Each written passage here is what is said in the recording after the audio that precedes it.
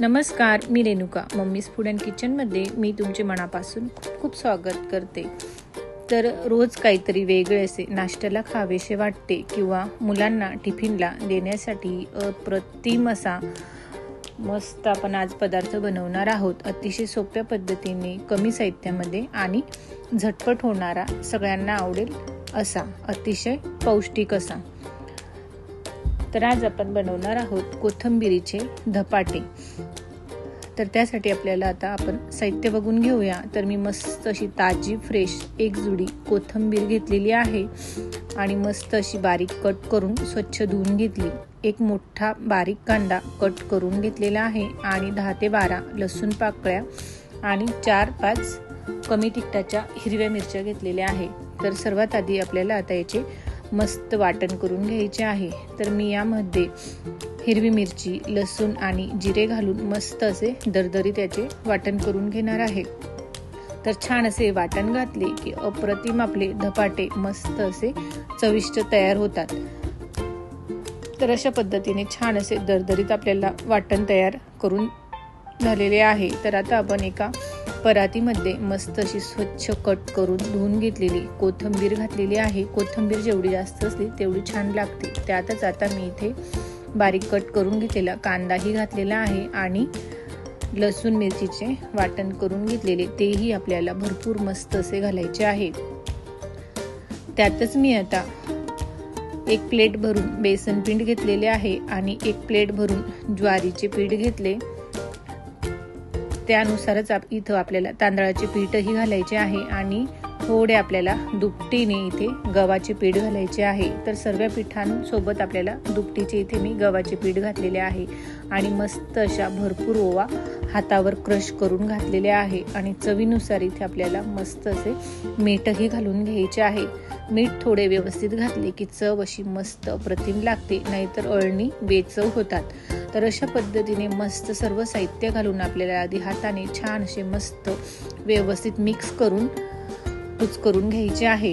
तर व्यवस्थित आपण आधी पाणी न घालता आपल्याला हे मिक्स करायचे आहे आणि व्यवस्थित मिक्स झाले की त्याच मिक्सरच्या जारमध्ये मी आता पाणी घेतले आणि थोडे थोडे पाणी घालून मस्त असे याचे मऊ छान असे बॅटर तयार करायचे आहे. तर व्यवस्थित हे बॅटर छान तयार झाले की हाताने आपल्याला व्यवस्थित हे बारीक धपाटे मस्त असे थापले जातात.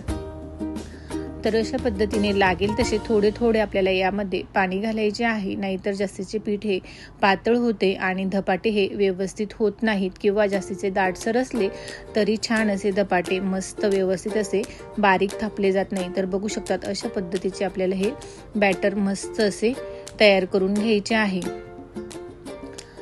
तर आता मी एका पोळपाट घेतलेले आहे. पोळपाटवरती आपल्याला एक मस्त कॉटनचा स्वच्छ पांढरा रुमाल मी इथे ओला करून घेतलेला आहे. तर पांढरा रुमाल ओला करून घेतला की मस्त आपल्याला पोळपाटच्या आकाराची व्यवस्थित अशी घडी घालून याला ठेवायची आहे.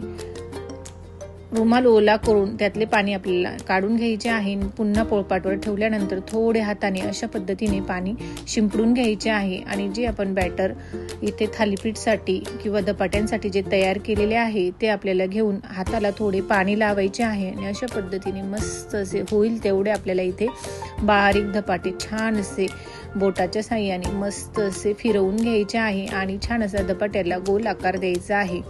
तर अशा पद्धतीने होईल तेवढे मी इथे बारीक धपाटा मस्त असा पसरवून घेतला आणि मध्यभागी एक बोटाच्या साहाय्याने होल करून घेतलेले आहे.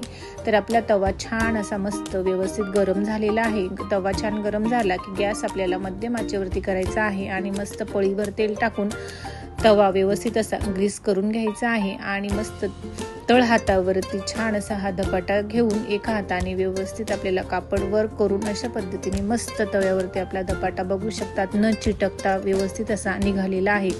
तर आता व्यवस्थित सर्व बाजूने आपल्याला थोडे तेल घालून घ्यायचे आहे आणि मध्यभागी आपण जे होल तयार केलेले आहे त्यामध्येही अशा पद्धतीने मस्त तेल टाकून घ्यायचे आहे. तर गॅस आपण आता मध्यम आचेवरती ठेवलेला आहे आणि 2 ते 3 मिनिटांमध्ये मस्त असा खरपूस रंगाचा आपला धपाटा छान असा भाजून तयार झालेला आहे. तर आपण आता दुसरी बाजू पलटवून तीही व्यवस्थित अशी शेकून घेतलेली आहे.